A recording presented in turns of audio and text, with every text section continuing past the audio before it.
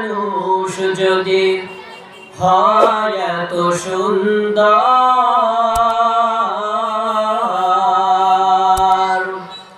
না জানি তাহলে তুমি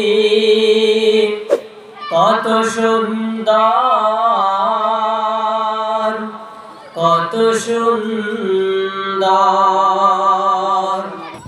আল্লাহ রাব্বুল আলামিন ঈমানদারদেরকে ডাক দিয়ে বলছেন, ওহে যারা ঈমানের দাবি করো, আমানুত্তাকুল্লাহ, তোমরা আল্লাহকে ভয় করো, হাক্কা তুকাতিহি, যেমন ভয় করা দরকার তেমন ভয় করো, যেমন ভয় করার দরকার তেমন ভয় করো।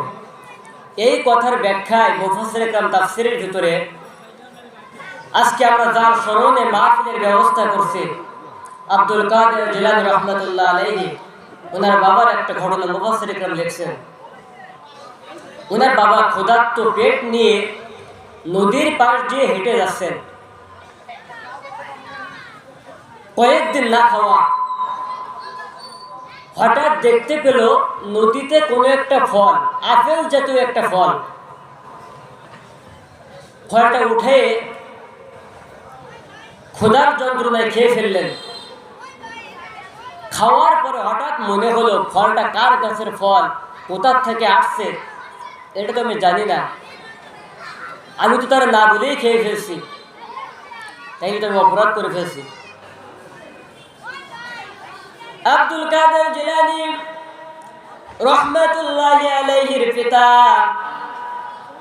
এবার নদীর রাস্তা দিয়ে সামনে অগ্রসর হয়। কোথায় এই গাছের বাগান আছে, কোথায় এই গাছের মালিক আছে, তার কাছে খোঁজ করার জন্য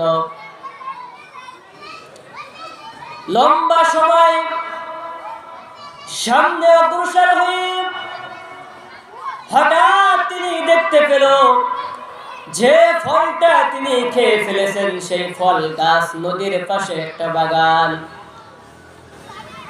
বাগানের ভিতরে প্রবেশ করলেন, সালাম দিয়ে বাগানের ভিতরে যে সমস্ত মানুষ ছিল তাদেরকে ডাক দিয়ে বলেন, এই বাগানের মালিককে? তারা সকলেই বাগানের মালিককে দেখাই দিলেন। আব্দুল কাদের জিলানী রাহমাতুল্লাহি আলাইহির বাবা আস্তে করে বাগানের মালিকের কাছে চলে গেল। বাবা, আপনার গাছের একটা ফল সমুদ্রে ভেসে গিয়েছে, ক্ষুধার্ত পেট নিয়ে আমি ফলটা খেয়ে ফেলেছি, আপনারে না জানি, আপনার কাছে না বলে আপনার গাছের ফল আমি খেয়ে ফেলেছি, আল্লাহর রাস্তায় আমার ক্ষমা করে দাও গো বাবা।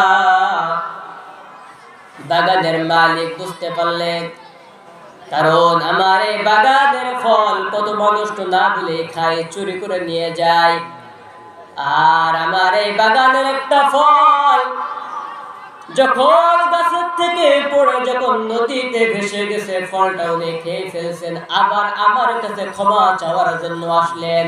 আমার বুঝতে বাকি নাই ইনি সাধারণ কোন মানুষ হতে পারে না। বাগানের মালিক বলছে, ক্ষমা আমি করতে পারি, সত্য একটা কি, আমার এই বাগানে 12 বছর কাজ করা লাগবে, বাগান চকি দেওয়া লাগবে, দারোয়ানের কাজ করা লাগবে। চিন্তা করে দেখুন আল্লাহকে কেমন ভয় করা উচিত। একটা ফল নদীতে ভেসে আসছে, ফলটা খেয়েই ফেলছে, এখন ক্ষমা পাওয়ার জন্য 12 বছর ওনার বাগানের দারোয়ানের কাজ করা লাগবে। বিবেক খাটিয়ে চিন্তা করুন, উনি কোনো কথা বললেন না, এক কথাই রাজি হয়ে গেলেন।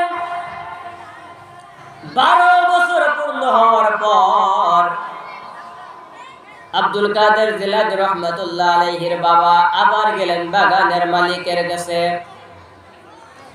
আমার তো 12 বছর পূর্ণ হয়ে গেছে, এখন কি আমারে ক্ষমা করা যায়? এখন ক্ষমা করা যায়? বাগানের মালিক বলে, ক্ষমা তোমারে করতে পারি, আমার একটা মেয়ে সন্তান আছে, আমার মেয়ের সঙ্গে বিবাহ করতে হবে, কিন্তু আমার মেয়ে কথা বলতে পারে না, চোখে দেখতে পারে না, হাঁটতে পারে না, চলতে পারে না, আমার এই প্রতিবন্ধী মেয়েকে তোমার বিবাহ করতে হবে। রাজি হবে কেউ? 12 বছর এমনি কর্মচারী কাজ করছে, আবার এমন এক মেয়ের সঙ্গে বিয়ে দিতে চায় যে মেয়ের চোখে বলে দেখে না, কানে বলে শোনে না, আবার কথাও বলতে পারে না, হাঁটতে চলতে পারে না। শর্ত ছাড়াই রাজি হয়ে গেলেন। বিবাহ শেষ করার পর আব্দুল কাদের জিলানী রাহমাতুল্লাহ আলাইহির বাবা এবার স্ত্রীর দিকে লক্ষ্য করে তাকিয়ে দেখে স্ত্রী যেন জান্নাত থেকে একটা হুর দুনিয়ায় নেমে এসেছে। সুন্দর, কথা বলতে পারে, চোখে দেখতে পারে, কানে শুনতে পায়। কি ব্যাপার তোমার বাবা যে আমার বলছে তুমি চোখে দেখো না, কানে শোনো না? এবার স্ত্রী ব্যাখ্যা দিয়েছে স্বামীর, দেখেন স্ত্রী কেমন। আমার বাবা মিথ্যা কথা বলে নাই, কারণ আমি আমার এই জন্ম চোখে কখনো কোনো পর পুরুষের দেখি নাই,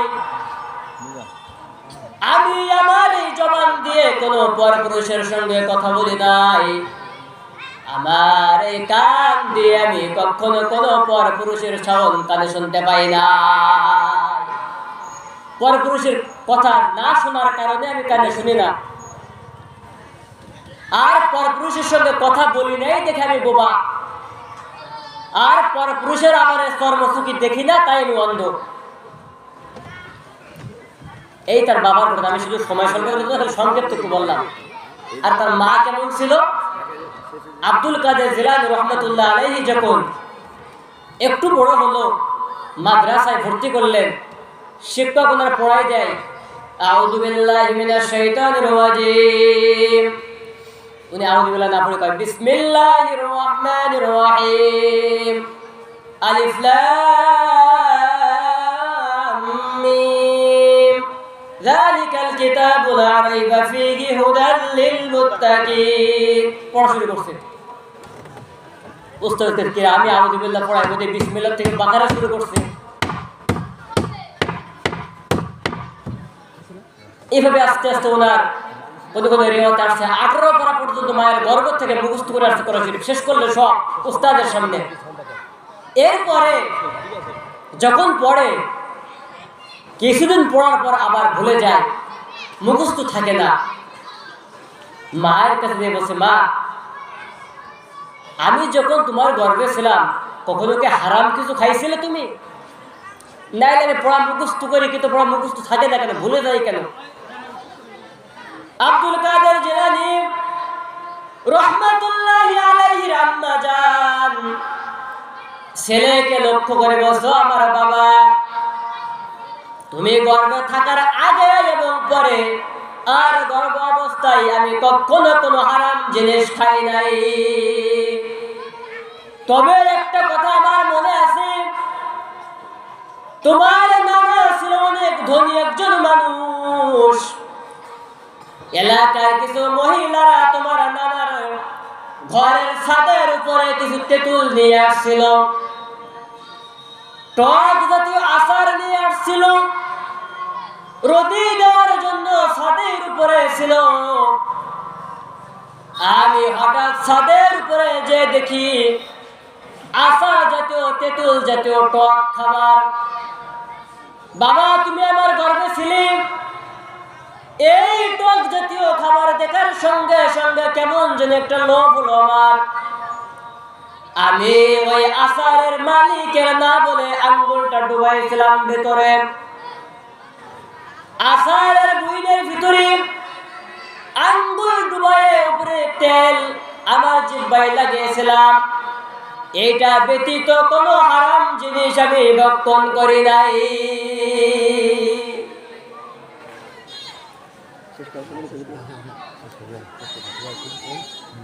ভাইরা আমার, সঙ্গে সঙ্গে মায়ের কথা শুনে বলল, মা তোমার এই সীমিত হারাম জিনিস খাওয়ার কারণে আমার ব্রেনে আসর করেছে, সেই জন্য আমার পড়া মুখস্থ হয় না। এই মুহূর্তে আল্লাহ রাব্বুল আলামিনের কাছে তওবা করে মাপ চাও, অন্যথায় পড়া মুখস্থ হওয়া আমার পক্ষে কখনো সম্ভব না। এমন একজন পিতার গর্বিত সন্তান, এমন একজন মায়ের গর্বিত সন্তান হলো আব্দুল কাদের জিলানী রাহমাতুল্লাহ আলাইহি। আজকে তার জীবনী আমাদের আমন্ত্রিত মেহমানগণ কথা বলবে। হুজুর আসার সময় বাকি ছিল, সেজন্য আমি দুবাক্য কথা বললাম।